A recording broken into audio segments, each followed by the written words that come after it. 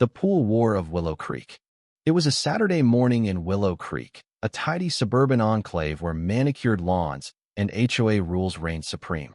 I was standing on my porch, still in my bathrobe, clutching a mug of coffee I hadn't yet sipped, when I saw them. 40 strangers splashing in my private pool like it was the community rec center. A guy with a buzz cut and a bald eagle tattoo on his chest flashed me a grin and shouted, "Yo, your wife said this was cool." I don't have a wife. I have a divorce settlement, a paid-off mortgage, and a sacred pact with solitude. What I didn't sign up for was Linda. Linda lives 4 houses down in our not-so-humble neighborhood, where property lines are treated like international borders and the HOA manual is scripture. She's the kind of person who cloaks her power grabs and fake concern for community spirit, always angling for the spotlight. If there's a chance to play queen, she's already wearing the crown. And if there's a pristine pool on a scorching summer day, she assumes it's her kingdom. The chaos began at 8:47 a.m. when my doorbell chimed. Linda's signature, early enough to irritate, late enough to ensure you're awake. I opened the door to find her in oversized sunglasses and a smirk that could curdle milk. "Just a heads up," she chirped, "some folks from my book club might swing by your pool. The neighborhood newsletter said you were open to it." "There is no newsletter. There's only Linda's mouth." I blinked, trying to process this while a kid in floaties sprinted past my rose bushes. "Linda," I said, "I don't even use my pool half the time. Why would I let a mob rack up my chlorine bill?" She laughed like I'd told a bad pun. "It's just a little brunch gathering. They'll be gone by noon. Besides, you're not exactly Mr. Social around here." That was her dig at my absence from her barbecues and petition drives. Before I could argue, she strutted off in a floral sundress, barking orders into a Bluetooth headset like a budget cruise director. I stepped onto my deck and saw the invasion. Not 10, not 20, but 40 people. Towels draped over my railings, a speaker blasting pop hits from my flower bed, and my pristine, pH-balanced pool turned into a circus of cannonballs and floating margarita glasses. I'm a planner, not a brawler. I play chess, not rugby. But watching my hammock sag under 2 sweaty strangers snapped something in me. I took a deep breath, went inside, and didn't call the cops or confront Linda. I had a better idea.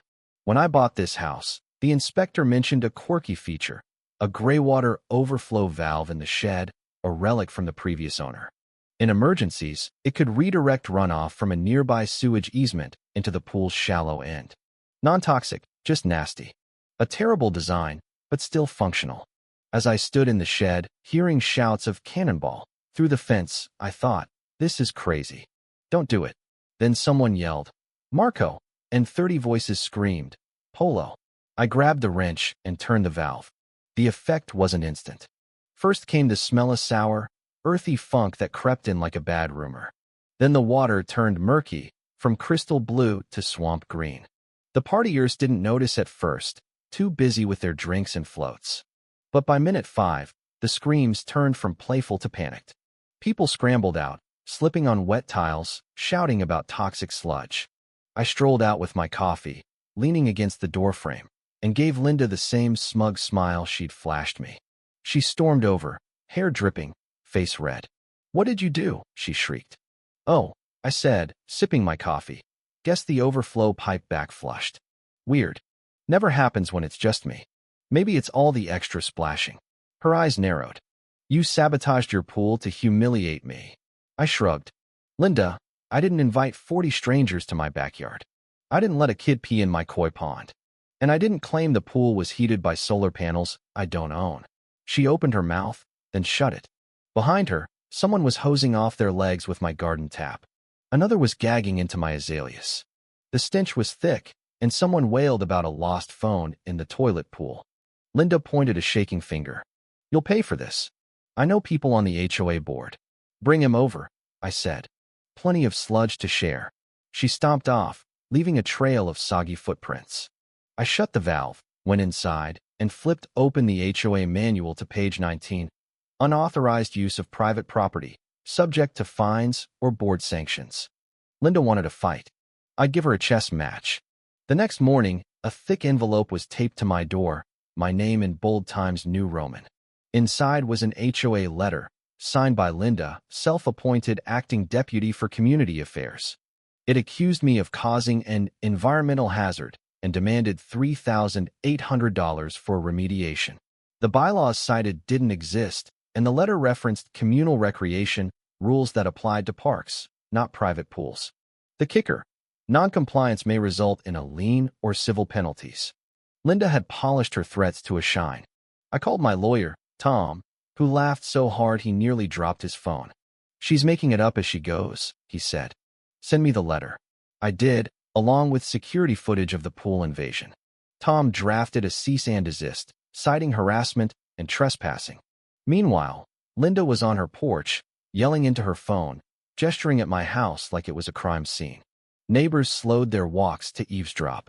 Phrases like vandalism and public endangerment floated down the street. I stayed calm, watering my lawn while listening to a podcast on Japanese garden design. Linda hates my koi pond. By evening, she'd escalated. My trash bin had a neon sticker, non-compliant. Immediate action required. My lawn, trimmed to HOA specs, was flagged for excessive grass height. My mailbox was reported as a structural hazard, despite being professionally installed. Linda was trying to bury me in HOA violations. I documented everything: photos of my lawn, videos of my silent pool pump, permits for my walkway lights, which Linda once praised.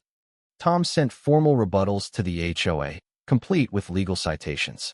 Linda went quiet for a day, which in her world is a 5-alarm warning. Then my neighbor, Rachel, knocked, looking like she'd seen a ghost. She showed me a video Linda posted to the Willow Creek Community Facebook group. Linda stood in front of my house, fake crying, clutching tissues, claiming I'd threatened her and was leaking toxic fluids into the water table. She invited everyone to a safety summit at her place to expose the truth about the man behind the valve. The post had 82 likes and 40 comments, mostly from her allies, but a few skeptics questioned her. "Isn't that his pool? Didn't you call it a community event?" Linda deflected, gaslighting dissenters, but cracks were forming. That night, I edited my security footage into a tight video. Linda opening my gate, toasting on my deck, freaking out as the pool turned murky, and launching her smear campaign. I titled it, "What Happened at 1427 Maple Drive," and emailed it to the HOA list with the subject for transparency. The response was swift. Neighbors shared it, commented, and turned the group chat into a virtual courtroom. Ellen, a retired teacher, wrote, "We need to review this pool misuse claim." Mike, a contractor, added, "This is getting out of hand." Board vote. Then Walter, a quiet Vietnam vet who built half the community park, posted, "I helped install the drainage system here. That pool isn't tied to public lines." Linda's lying. Leave the guy alone. People love Walter.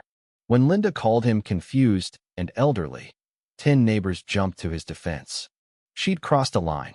The HOA called an emergency meeting to vote on my disciplinary hearing for community endangerment and digital defamation. I laughed so hard I spilled my coffee. Tom was ready. "Let them have their kangaroo court," he said. "We'll bring evidence and make them regret it." At the meeting, I wore a navy polo and slacks. Linda arrived in a black blazer, clutching a clipboard labeled Community Leader. The room was packed: neighbors, board members, even Linda's former cronies.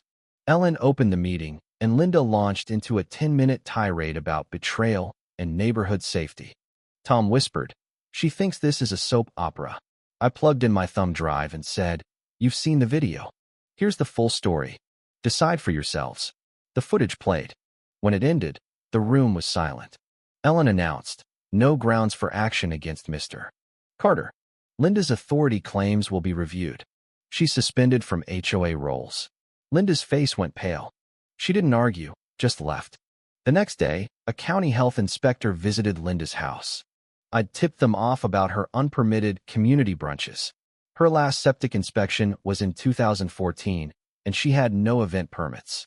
The inspector shut down her next planned bash, citing health code violations. Linda's social media went quiet, but not for long. A week later, a massive above-ground pool appeared on her front lawn, right across from my house, over a utility easement. She stood in her yard, smiling, and said, "Since your pool's compromised, I'll take care of the neighborhood." It was a blatant taunt, violating every HOA rule she once enforced. I didn't confront her. I had the blueprints from my home renovation, showing the easement's sewer bypass line.